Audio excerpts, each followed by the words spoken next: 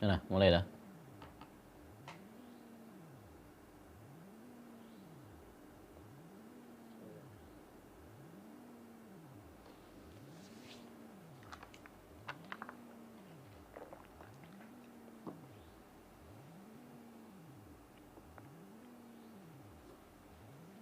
Yep.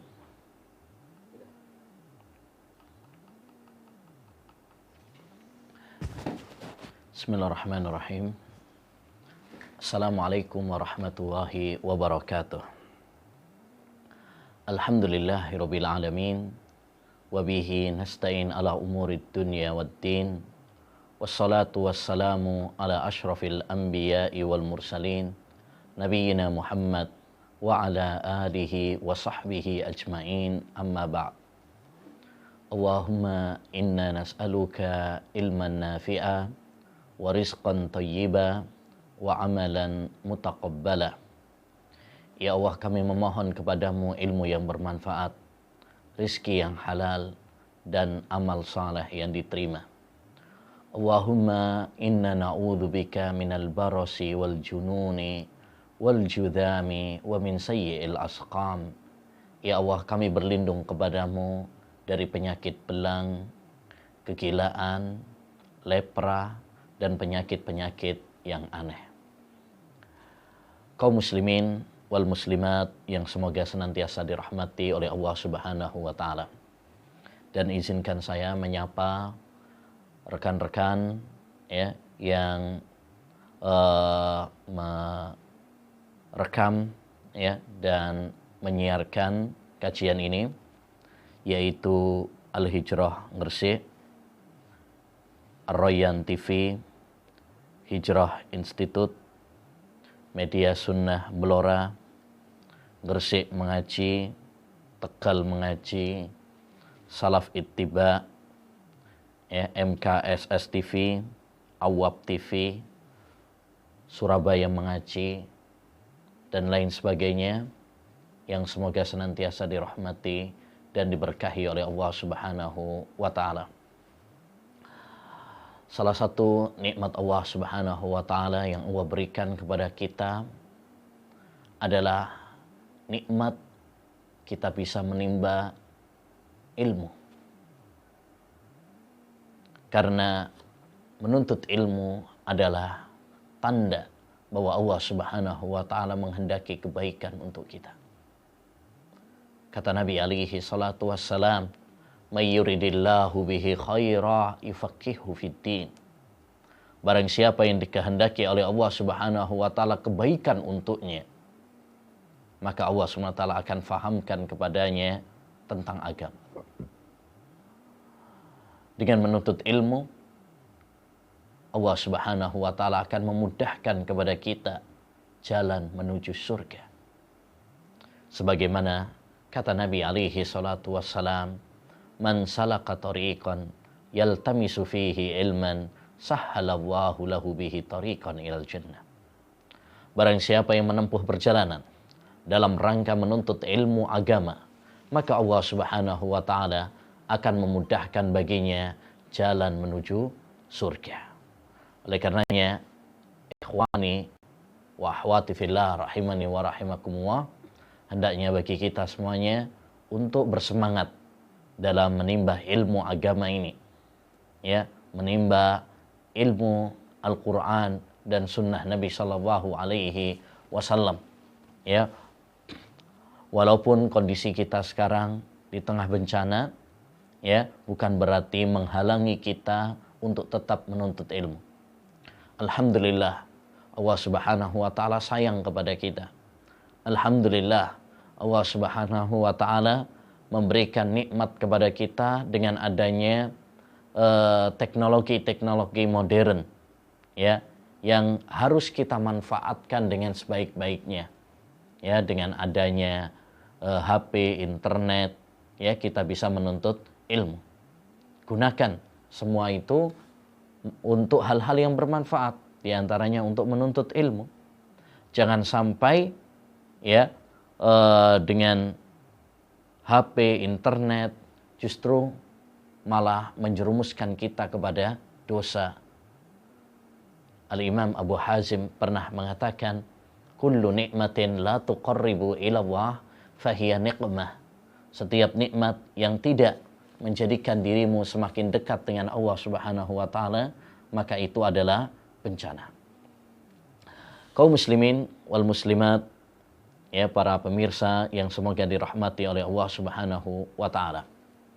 Pada kesempatan yang berbarokah ini insyaallah taala setiap Sabtu pagi, ya insyaallah taala kita akan mengkaji tentang aqidah Al-Imam Asy-Syafi'i rahimahullahu taala. Ya.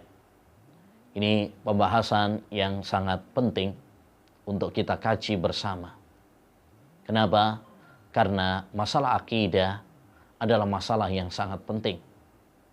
Akidah merupakan sumber ya kebahagiaan seorang hamba di dunia dan di akhirat. Dengan akidah yang benar, maka akan membuahkan amal saleh, akan membuahkan akhlak yang indah.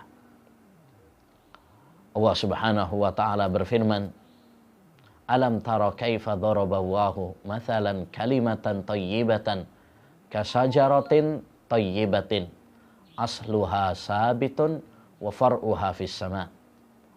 Kata Allah Subhanahu wa taala, tidakkah kamu melihat bagaimana Allah Subhanahu wa taala memberikan suatu permisalan kalimat thayyibah, yaitu kalimat tauhid, la ilaha illallah, diperumpamakan oleh Allah Subhanahu wa taala seperti pohon yang kuat. Ya, yaitu pohon kurma sebagaimana ditafsirkan oleh Nabi sallallahu alaihi wasallam. Jadi dalam ayat yang mulia ini Allah Subhanahu wa taala menggambarkan kalimat tauhid, akidah itu seperti pohon. Asluha sabitun wa far'uha fis sama. Akarnya ya kuat sehingga membuahkan tangkai yang menjulang tinggi. Begitu pula akidah. Akidah itu adalah pondasi. Tatkala pondasi seorang itu kuat, maka akan menghasilkan, membuahkan akhlak yang baik, ibadah yang diterima oleh Allah Subhanahu wa taala. Kaum muslimin wal muslimat, para pemirsa yang semoga dirahmati oleh Allah Subhanahu wa taala. Kenapa kita perlu mempelajari akidah Al-Imam Asy-Syafi'i rahimahullahu taala? Ya. Kita perlu mempelajari akidah Imam Syafi'i rahimahullahu taala karena pertama, Imam Syafi'i rahimahullah merupakan salah satu ulama ya di antara ulama-ulama imam madhab yang diikuti oleh banyak orang, ya terutama di negeri kita ini yang notabene mayoritas penduduknya mengaku bermadhab Syafi'i. Maka menjelaskan akidah beliau kepada umat ini sangat penting sekali supaya kita bisa mencontohnya, kita bisa meneladaninya, mengikutinya. Ya, Imam Syafi'i seorang ulama. Al-ulama warathatul anbiya, dan para ulama itu adalah pewaris para nabi. Ya. Mereka penerang kegelapan. Mereka adalah meteor bagi setan. Ya. Dan mereka juga adalah petunjuk jalan. Demikian juga Al-Imam Syafi'i rahimahullahu taala. Dia adalah ulama yang sangat takut kepada Allah Subhanahu wa taala, yang Allah tinggikan derajatnya. Ya. Maka perlu bagi kita untuk mencontoh bagaimana akidah beliau, bagaimana prinsip-prinsip beragama beliau. Jangan sampai kita ngaku-ngaku bermadhab Syafi'i, tetapi kita nggak kenal bagaimana akidah beliau. Kita nggak ngerti tentang prinsip-prinsip beragama beliau.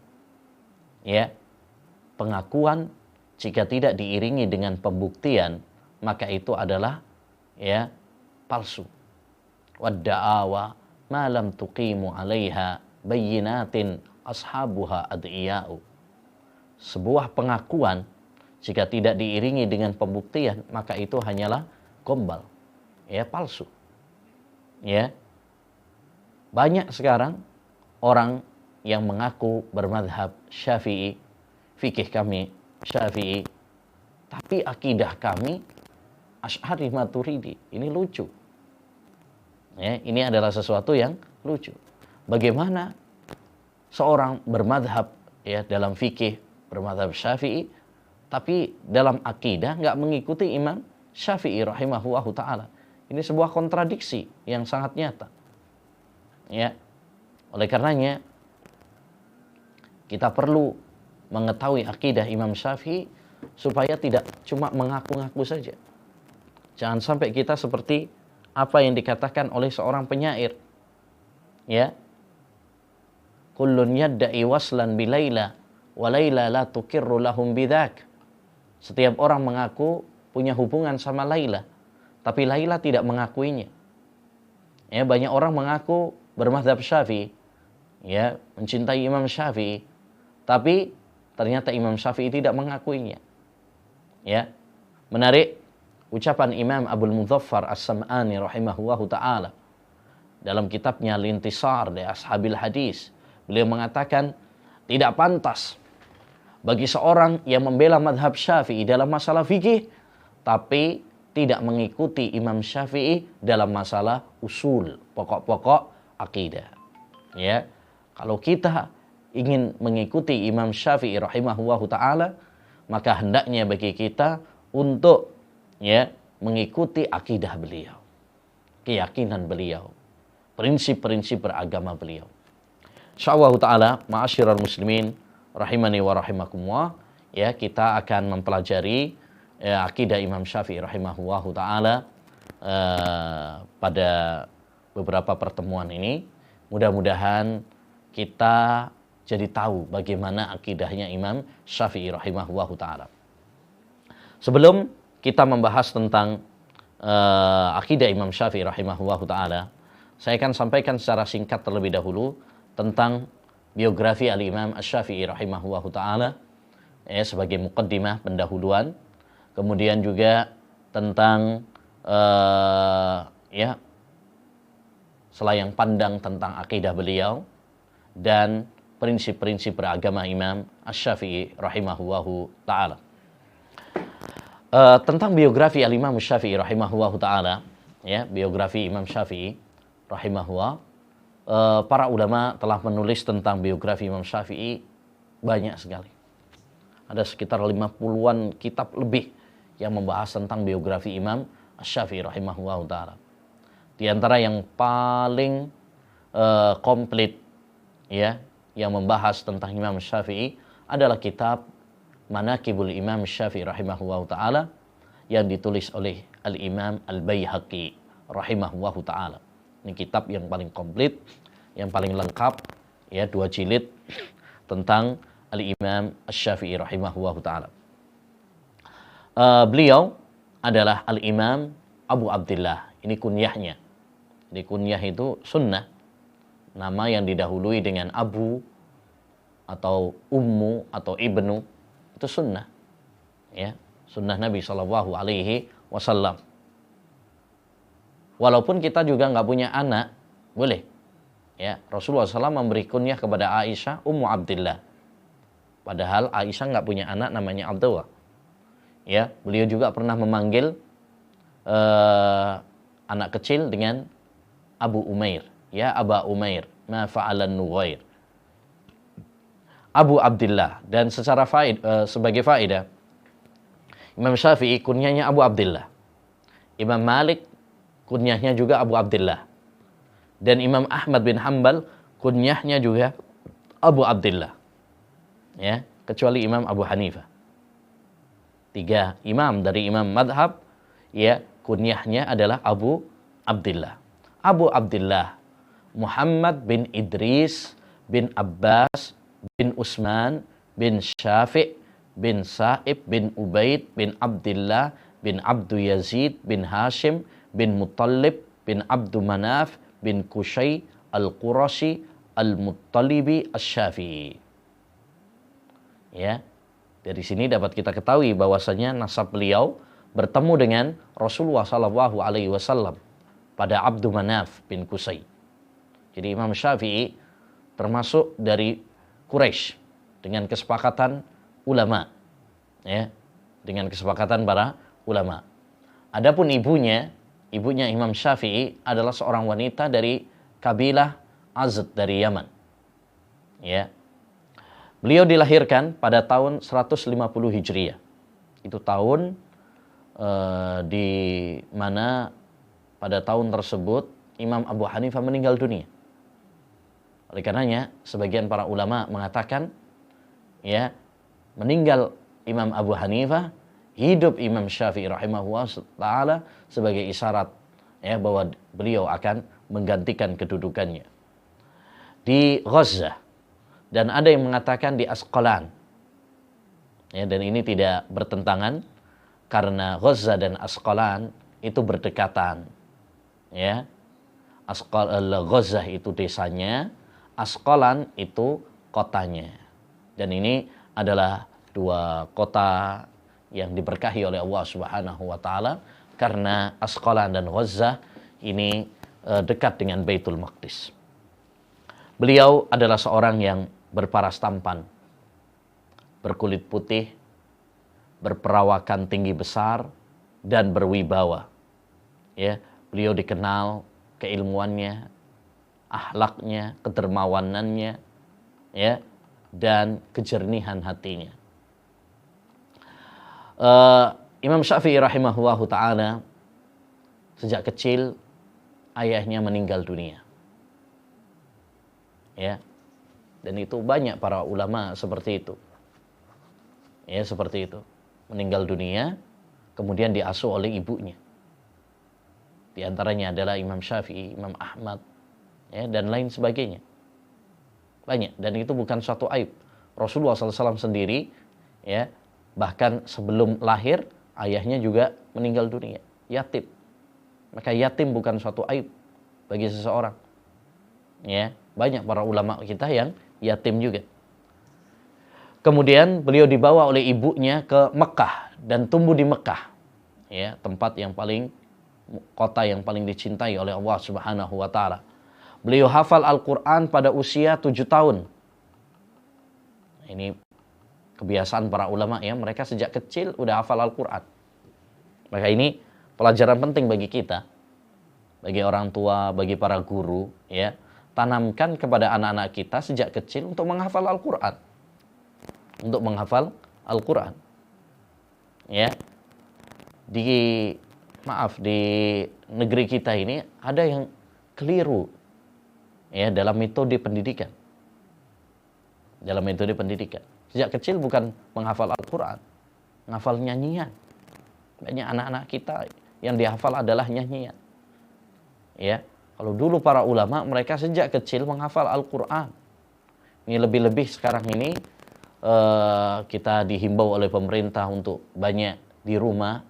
Mari kita manfaatkan, menghidupkan rumah-rumah kita, mendidik anak-anak kita dengan Al-Qur'an.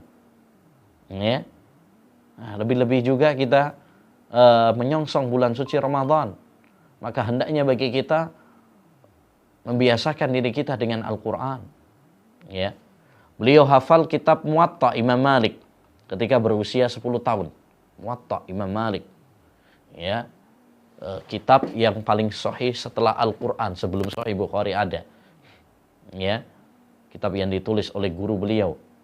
Ya, yaitu Imam Malik bin Anas. Ya. Seorang ulama di kota Madinah. Dan beliau memiliki perhatian pada bahasa Arab dan syair. Ya, beliau pernah tinggal di kabilah Hudzail selama 10 tahun untuk mempelajari dialek-dialek bahasa Arab. Makanya Imam Syafi'i termasuk yang pakar dalam bahasa Arab. Ya, dikatakan oleh sebagian ulama, lughatus Syafi'i hujjah. Bahasanya Imam Syafi'i itu adalah hujjah. Ya. Baik. Beliau berguru kepada ulama-ulama terkenal. Di antaranya adalah Imam Malik bin Anas, Imam Darul Hijrah, Imam Kota Madinah. Ya, ini yang paling terkenal. Beliau menulis kitab Al-Muwatta dan salah satu ulama madhab 4. Ya, ulama madhab 4. Demikian juga belajar kepada Muhammad bin Hasan Asy-Syaibani. Ini temannya Imam Abu Hanifah rahimahullahu ta'ala. Ya, beliau juga belajar kepada Sufyan bin Uyainah, seorang ulama terkenal yang wara, ya, yang terpercaya.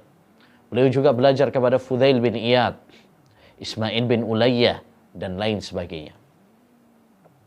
Dan Imam Syafi'i juga menelurkan, ya, menghasilkan beberapa murid yang terkenal, ya, murid yang berilmu. Di antaranya yang terkenal adalah Imam Ahmad bin Hanbal. Ini murid beliau. Masya Allah ya. Di antara ulama madhab ini, Masya Allah, sangat menarik kalau kita lihat biografinya. Ya, Imam Syafi'i berguru kepada Imam Malik. Berguru kepada Muhammad bin Hasan Asy-Syaibani. Yang itu adalah temannya Imam Abu Hanifah. Dan di antara murid Imam Syafi'i adalah Imam Ahmad bin Hanbal. Jadi ulama-ulama madhab itu saling berguru, saling mengambil faedah. Imam Ahmad berguru kepada Imam Syafi'i, Imam Syafi'i berguru kepada Imam Malik. Makanya kita, ya, hendaknya memuliakan para ulama-ulama tersebut. Jangan sampai beda madhab kemudian saling bertengkar, ya, cakar-cakaran antara satu dengan yang lain. Tidak boleh. Kita harus menghormati semua ulama-ulama, ya, mendoakan kebaikan untuk mereka. Di antara murid beliau juga Al-Humaidi. Di antara murid beliau juga Al-Imam Abu Ubaid Al-Qasim bin Salam. Di antara murid beliau juga adalah Al-Muzani. Ini yang meringkas fikih Imam Syafi'i. Ya, yang dikatakan oleh Imam Syafi'i, Al-Muzani nasiru madhabi. Muzani adalah, ya, pembela madhabku. Demikian juga di antara murid beliau Rabi' bin Sulaiman dan Yusuf Al-Buwaiti. Ini yang meninggal dunia mempertahankan akidah Al-Quran kalamullah ghairu mahluk.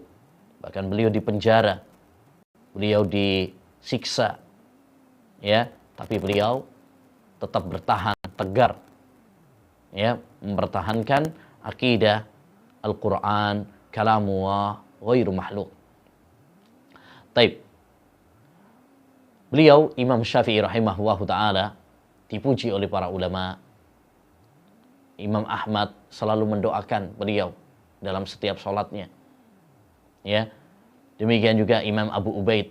Beliau pernah mengatakan, aku tidak pernah melihat orang yang lebih fasih, lebih cerdas, dan lebih menakjubkan daripada Imam Asy-Syafi'i rahimahullahu ta'ala.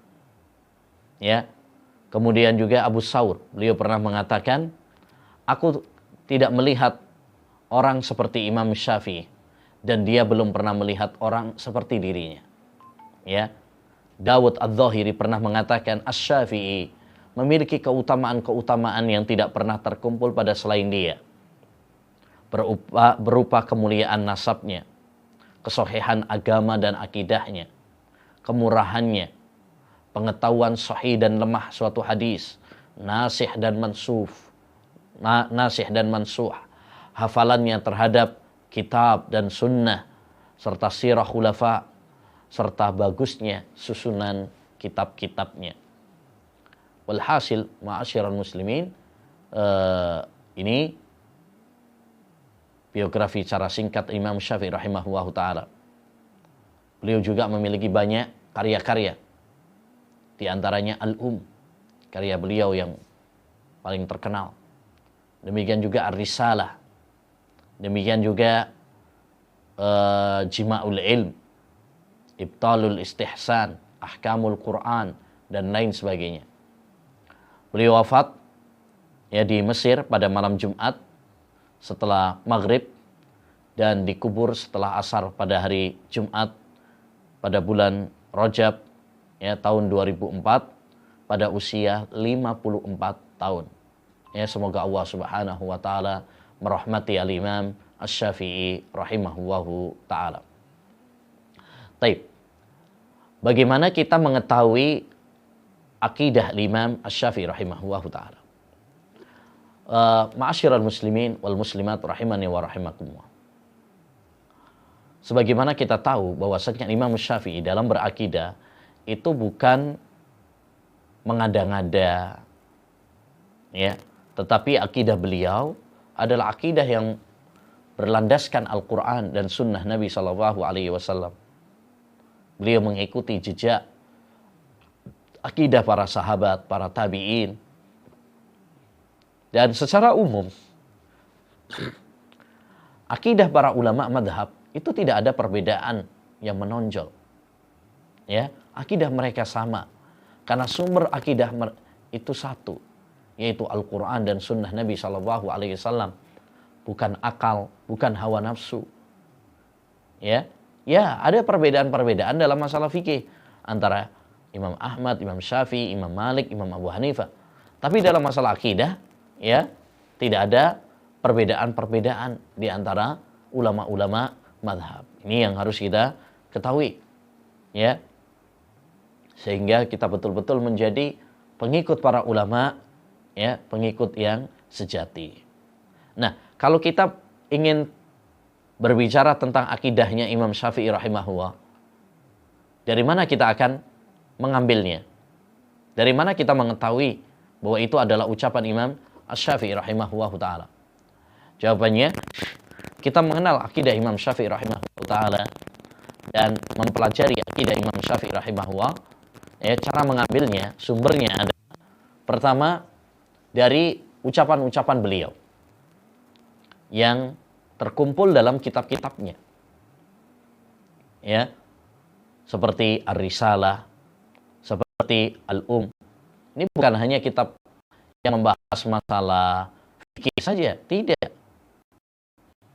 Dalam dua kitab ini banyak pembahasan juga tentang masalah akidah, tentang masalah-masalah prinsip beragama, ya.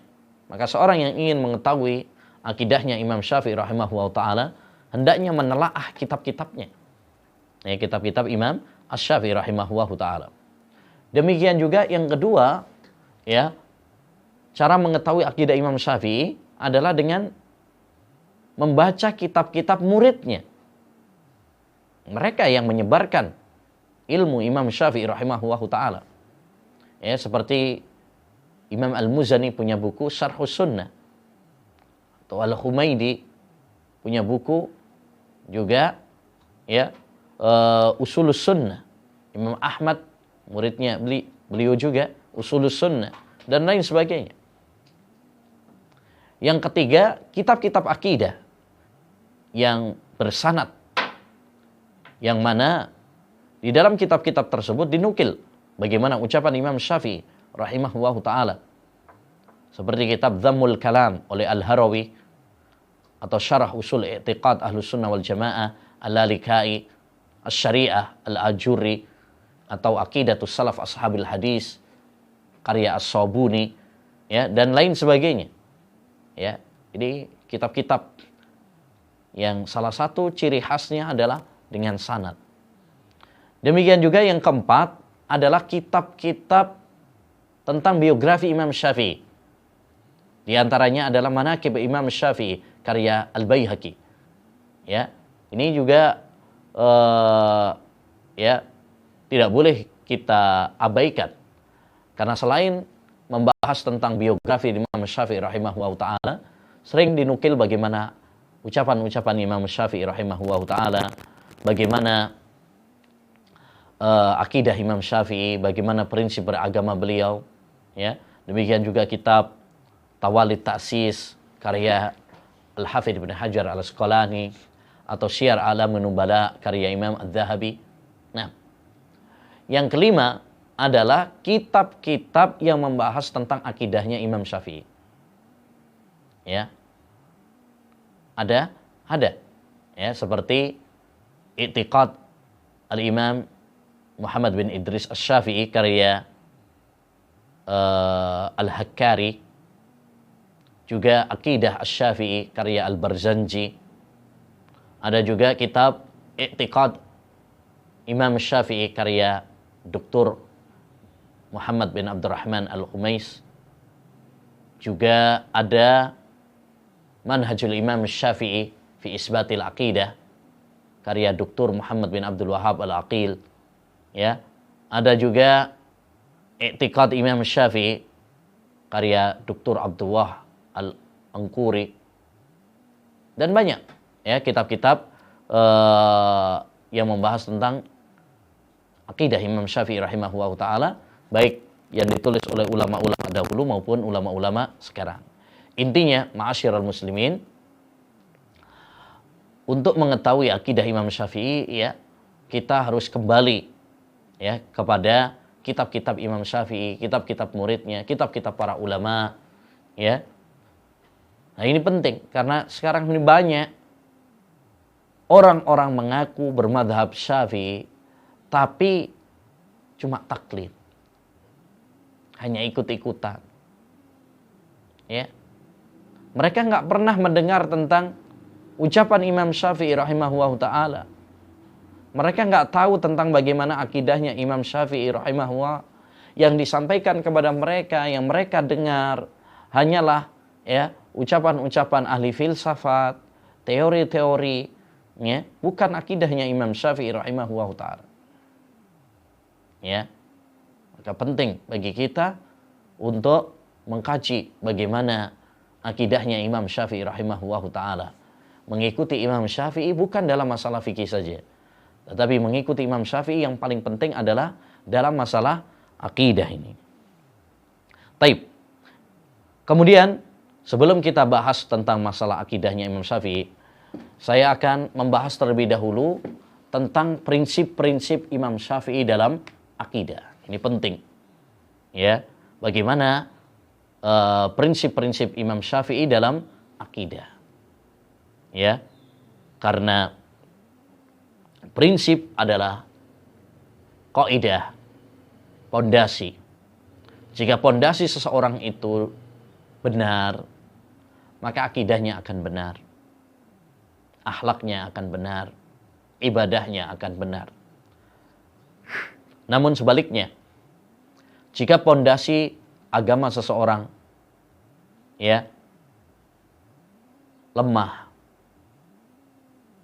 ya, jika pondasi seseorang rapuh, maka akidahnya pun akan keliru. Ibadahnya, akhlaknya, dan lain sebagainya. Ibaratkan seperti bangunan rumah, kalau pondasinya rapuh, ya akan rawan ya runtuh, hancur. Berbeda dengan apabila pondasinya kokoh, maka ini akan kuat. Oleh karenanya Nabi SAW setiap khutbah Jumat beliau selalu mengulang-ulang, fa inna khairal hadisi kitabullah wa khairal hadyi hadyu Muhammadin sallallahu alaihi wasallam. Sebaik-baik ya perkataan adalah kitabullah, Al-Quran. Dan sebaik-baik petunjuk adalah petunjuk Nabi Muhammad sallallahu alaihi wasallam. Ya. Ini ma'asyiral muslimin rahimani wa rahimakumullah. Diulang-ulang oleh Nabi SAW setiap khutbah Jumat untuk mengingatkan kepada kita agar kita berpegang kepada sumber agama kita. Ya, agar kita selamat, agar kita mendapatkan petunjuk, tidak tersesat jalan. Taib. Bagaimana sumber beragama Imam Syafi'i? Apa saja prinsip-prinsip beragama Imam Syafi'i? Ya, yang pertama adalah sumber akidah adalah Al-Quran dan hadis. Sumber akidah beliau adalah Al-Quran dan hadis. Sebagaimana dikatakan oleh Imam Syafi'i dalam kitabnya Al-Um.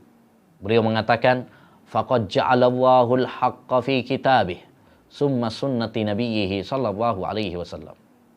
Sungguh Allah menjadikan kebenaran itu ada di dalam kitabnya, yaitu Al-Quran, dan sunnah nabinya, Nabi Muhammad sallallahu alaihi wasallam. Jadi sumber akidah yang benar bukan dari ilmu filsafat, bukan dari hawa nafsu, bukan dari akal, bukan dari mimpi, tetapi diambil dari Al-Quran dan sunnah Nabi sallallahu alaihi wasallam. Al-Quran karena dia adalah kalamullah, firman Allah subhanahu wa ta'ala, yang tidak ada keraguan dan kebatilan di dalamnya. Alif lam mim dzalikal kitabu la raiba fi.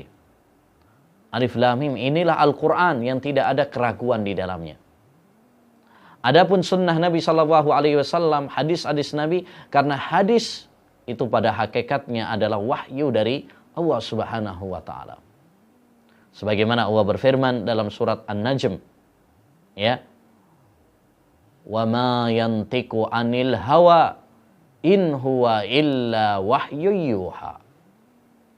Tidaklah Rasulullah sallallahu alaihi wasallam itu berbicara berdasarkan hawa nafsunya, melainkan beliau berbicara berdasarkan wahyu dari Allah subhanahu wa ta'ala. Dengan demikian, maka prinsip, ya, agama, prinsip akidah Imam Syafi'i rahimahullah adalah kembali kepada Al-Quran dan sunnah Nabi sallallahu alaihi wasallam. Ya, oleh karenanya dalam berakidah hendaknya kita menelaah mana dalilnya, mana Qur'annya, mana hadisnya. Ya, bukan diambil dari pendapat atau ilmu kalam, filsafat, atau hawa nafsu, atau mimpi. Ya, bukan. Tapi diambil dari Al-Quran dan sunnah Nabi sallallahu alaihi wasallam. Yang kedua, di antara prinsip, ya, akidah Imam Syafi'i rahimahullahu ta'ala adalah mendahulukan dalil daripada akal. Mendahulukan dalil daripada akal. Kata Imam Syafi'i rahimahullah, inna lil aqli haddan yantahi ilaih kama anna lil basari haddan yantahi ilaih. Sesungguhnya akal itu memiliki batas sebagaimana pandangan mata memiliki batas. Akal itu memiliki batas sebagaimana pandangan mata memiliki batas. Kita kalau melihat itu terbatas. Maka begitu pula akal. Karena akal itu terbatas, maka tidak bisa dijadikan sebagai, ya, pegangan sumber dalam beragama. Sehingga apabila berbenturan antara dalil dan akal, yang didahulukan adalah dalil, jangan akal yang didahulukan. Sebagian orang berlebih-lebihan terhadap akalnya, sehingga apabila berbenturan antara dalil dengan akal, yang dia dahulukan adalah akalnya. Nah, ini keliru. Ya, ini keliru. Salah satu pembeda antara ahlus sunnah wal jamaah dengan ahlul bid'ah adalah dalam masalah ini. Kalau ahlus sunnah wal jamaah, mereka mendahulukan dalil daripada akal. Berbeda dengan kelompok-kelompok yang sesat. Mereka mendahulukan akal-akal mereka daripada dalil. Ya. Nah, yang ketiga, di antara prinsip akidah Imam Syafi'i rahimahullahu ta'ala adalah tidak mengambil akidah dari ilmu filsafat, ilmu kalam. Ya. Seringkali beliau mengecam, memperingatkan kepada kita dari mempelajari ilmu kalam, ilmu filsafat. Ya, kata beliau, al-ilmu bil kalami jahlun. Mempelajari ilmu kalam itu adalah jahal, kebodohan. Beliau juga mengatakan, hukmi fi ahlil kalam an yudrabu bil jaridi wan ni'al. Hukumanku bagi orang-orang yang mempelajari ilmu kalam, hendaknya mereka dipukul, ya, dengan pelepah kurma, lalu kemudian dikelilingkan, ya, naik unta, ya, kemudian dikatakan kepadanya, inilah hukuman bagi orang-orang yang meninggalkan Al-Quran dan Sunnah dan mempelajari ilmu kalam. Ya, ini ucapan yang mutawatir dari Imam Syafi'i rahimahullah ta'ala. Beliau mencela ilmu kalam, ya, mencela ahlul kalam. Ya, beliau mengajarkan kepada kita untuk mengikuti Al-Quran dan Sunnah Nabi Sallallahu Alaihi Wasallam. Anehnya sekarang banyak orang yang mengaku bermadzhab Syafi'i, tetapi ya, yang mereka pelajari, yang mereka ikuti adalah ilmu kalam, ilmu filsafat. Sehingga yang terjadi adalah keruwetan, yang terjadi adalah kebingungan, yang terjadi adalah penyimpangan. Ya, nah, kalau kita mau mengikuti Imam Syafi'i, ya, ikuti Al-Quran, ikuti Sunnah Nabi Sallallahu Alaihi Wasallam. Itu prinsip akidah Imam Syafi'i rahimahullahu ta'ala. Ya.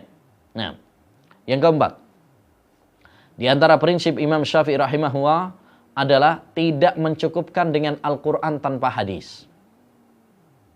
Imam Syafi'i membantah keras sebagian kelompok yang hanya mencukupkan kepada Al-Quran saja,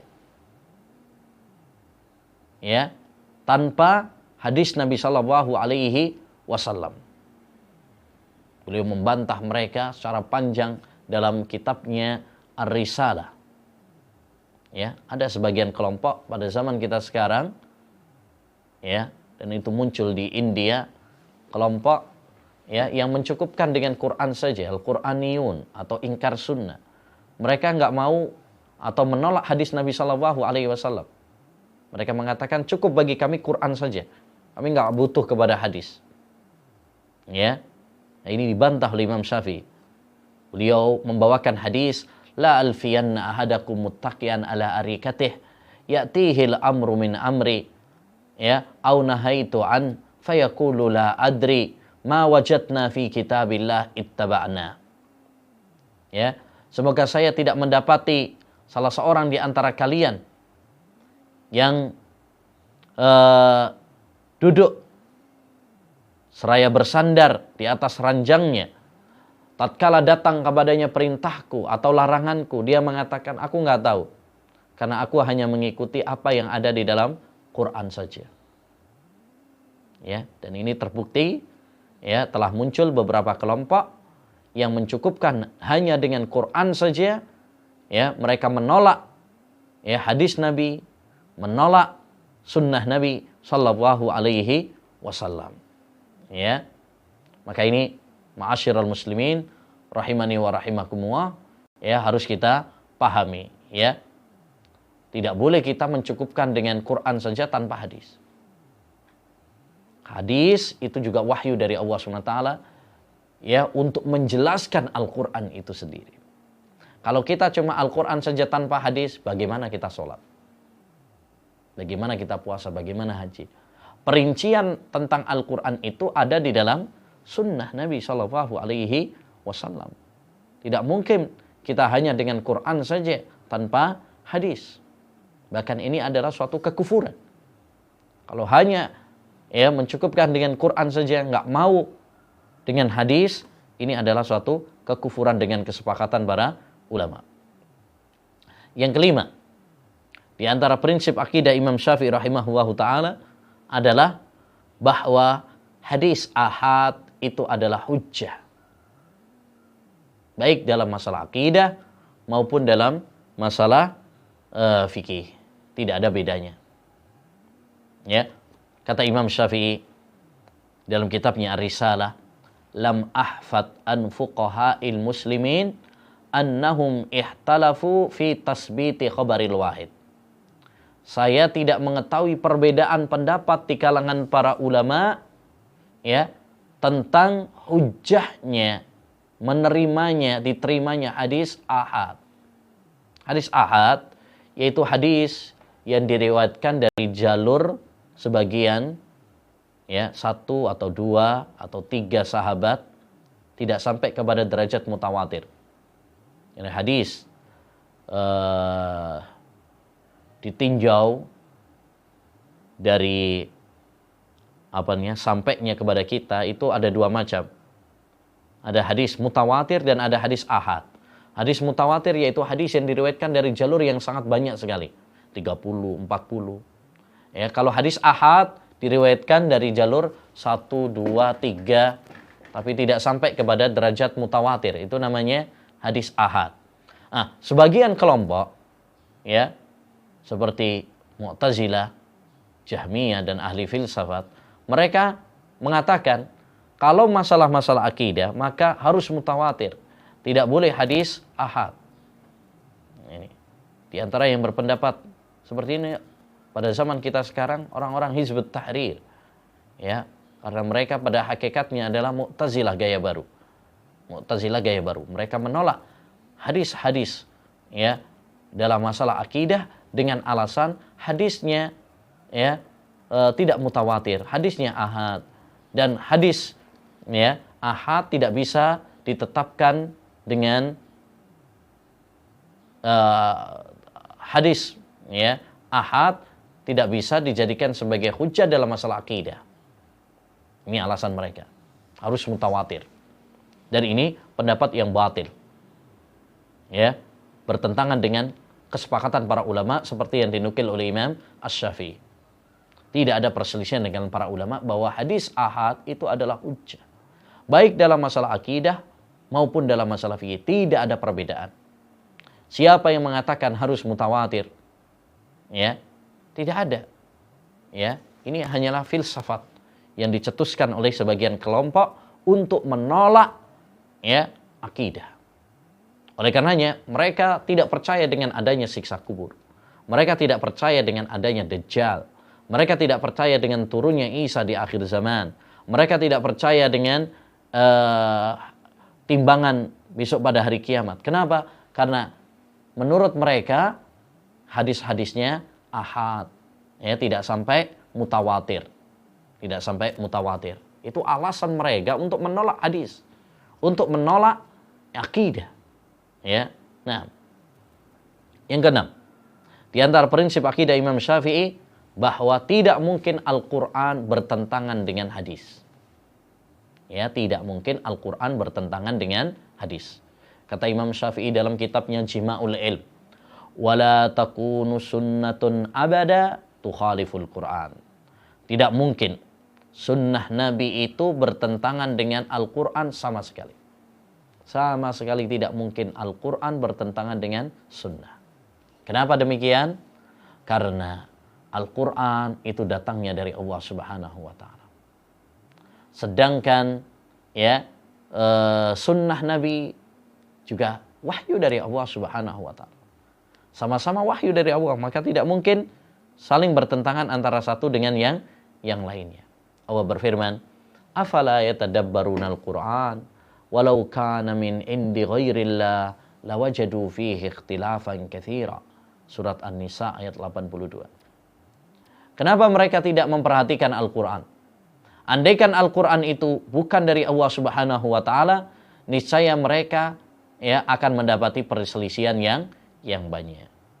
Maka hendaknya bagi kita untuk ya tidak mempertentangkan antara Al-Qur'an dengan hadis Nabi Shallallahu Alaihi Wasallam. Kalau sekilas ada pertentangan, jangan langsung menyalahkan Quran, jangan langsung menyalahkan hadis, salahkan kita yang masih bodoh, ya, sehingga menganggap bahwasanya itu bertentangan, padahal tidak ada pertentangan. Yang ketujuh,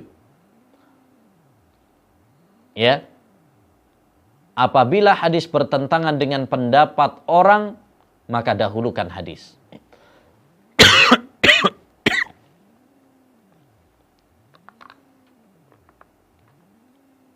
Baik. Ini salah satu yang diwasiatkan oleh Imam Asy-Syafi'i rahimahullahu taala.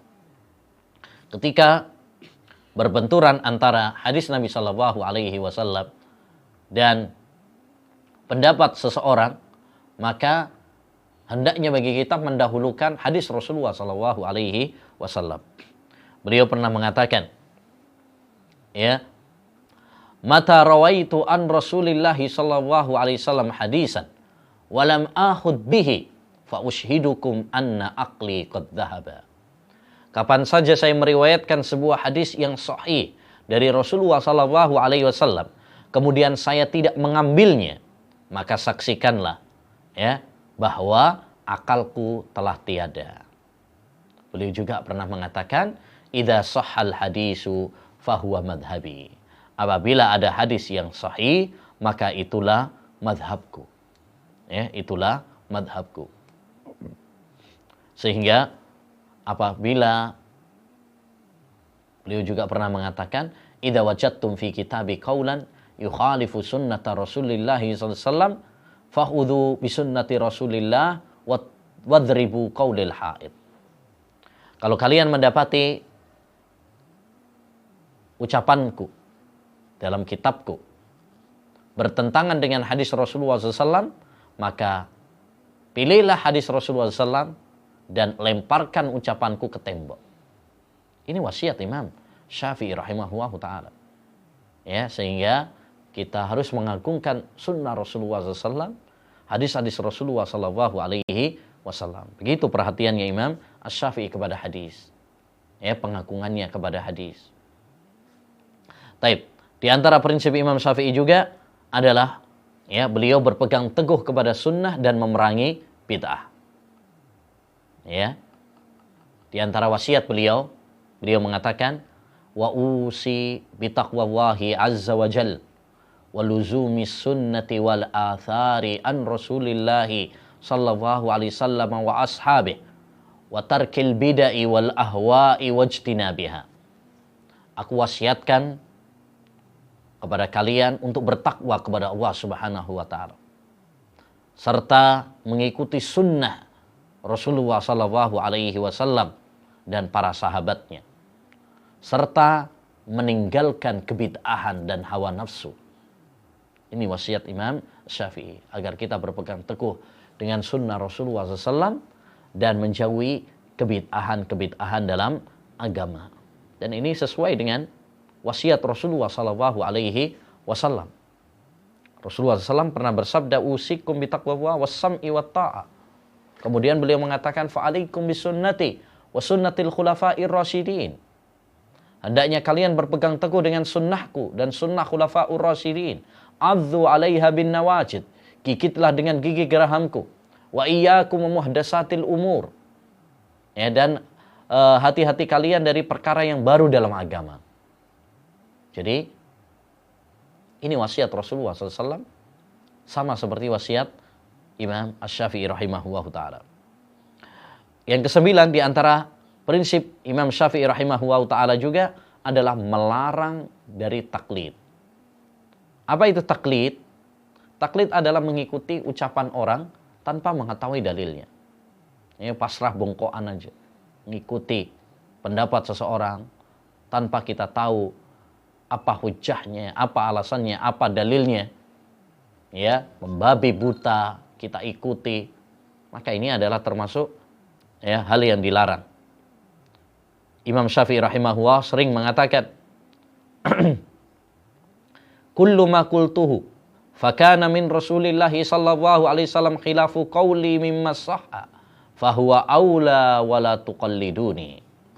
Setiap apa yang aku katakan lalu ada hadis sahih dari Rasulullah SAW yang menyelisihi ucapanku, maka hadis lebih utama untuk diikuti dan janganlah kalian taklid kepadaku. Ya. Beliau juga mengatakan, ya, idza sahhal hadisu fahuwa madhhabi fahudhu bihi wada'u qawli. Apabila ada hadis yang sahih, maka ambillah hadis tersebut dan tinggalkan ucapanku. Ya, Masya Allah. Ya, begitu kata-kata mutiara Al-Imam Asy-Syafi'i rahimahullahu ta'ala yang menunjukkan kepada kita bagaimana perhatian, pengagungan, penghormatan beliau kepada Al-Quran dan Sunnah Nabi SAW. Beliau tidak ingin kalau kita mengikuti beliau tanpa kita mengetahui hujahnya, tanpa mengetahui alasannya, dalilnya. Demikian, ma'asyiral muslimin wal muslimat para pemirsa yang semoga dirahmati oleh Allah Subhanahu wa taala, apa yang bisa kita pelajari ya tentang prinsip-prinsip akidah Imam Syafi'i rahimahullahu taala. Insyaallah taala kita akan lanjutkan pada Sabtu depan. Insyaallah taala kita akan masuk tentang perincian akidah Imam Asy-Syafi'i rahimahullahu taala. Semoga Allah Subhanahu wa taala menambahkan ilmu yang bermanfaat kepada kita semuanya, dan semoga Allah Subhanahu wa taala memberikan kebahagiaan kepada kita di dunia dan di akhirat. Subhanakallahumma wa bihamdika asyhadu an la ilaha illa anta astaghfiruka wa atubu ilaih. Assalamualaikum warahmatullahi wabarakatuh.